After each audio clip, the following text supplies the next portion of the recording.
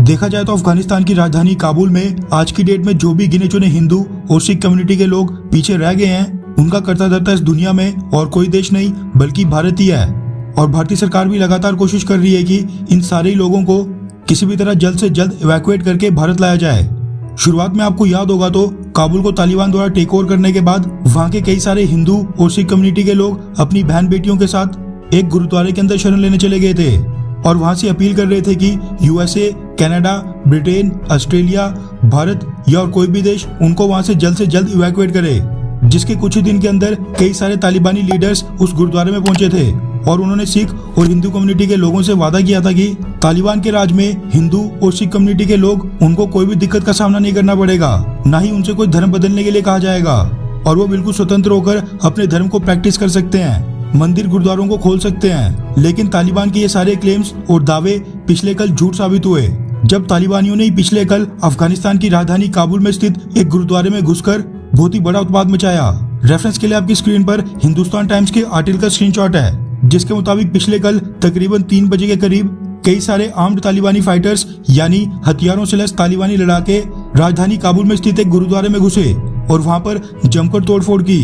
Reports के मुताबिक गुरुद्वारा का नाम बताया जा रहा है कारते परवान गुरुद्वारा, जो कि राजधानी काबुल का सबसे बड़ा और मेन गुरुद्वारा था, जहां पर गुरु नानक जी ने भी अपने समय वहां की यात्रा की थी। लेकिन रिपोर्ट्स ये निकल कर आ रही हैं कि पिछले कल इस बेहद पवित्र गुरुद्वारा में कई सारे हथियारों से लैस तालिबानी घुसे। सबसे पहले तो उन्होंने गुरुद्वारा की चौकीदारी कर रहे 2 लोगों के हाथ पैर बांध दिए। उसके बाद उन्होंने गुरुद्वारे के दरवाजे पर लगे सारे ताले तोड़े और फिर अंदर घुस गए। गुरुद्वारा के अंदर घुसने के बाद उन्होंने वहां पर लगे सभी सीसीटीवी कैमरास भी डैमेज कर दिए, यानी उनको भी तोड़ दिया।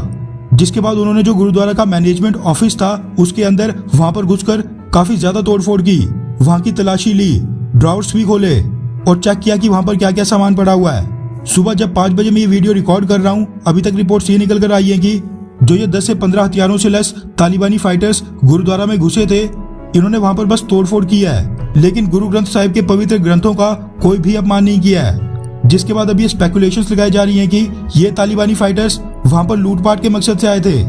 फिलहाल तो किसी की भी जान जाने की खबर इस इंसिडेंट में सामने नहीं आई है।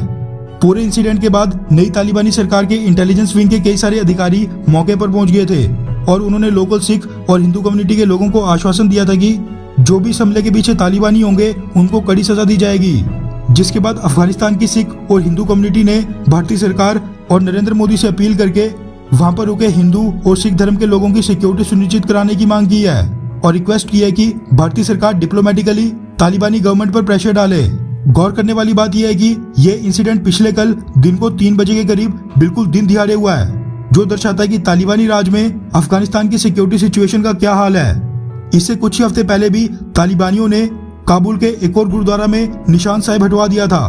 अब देखना ये होगा कि क्या भारतीय सरकार इस मुद्दे में इंटरवीन करती है या फिर हमारी तरफ से इस पर कोई स्टेटमेंट आएगी भी या फिर वो भी नहीं। मेरे अकॉर्डिंग जिस तरह OIC, organisation of Islamic cooperation और कई सारे मुस्लिम देश भारत के माइनॉरिटीज के मसले में कई बार बोलते हैं, ठीक उसी तरह हमें भी अफगानिस्तान के हिंदू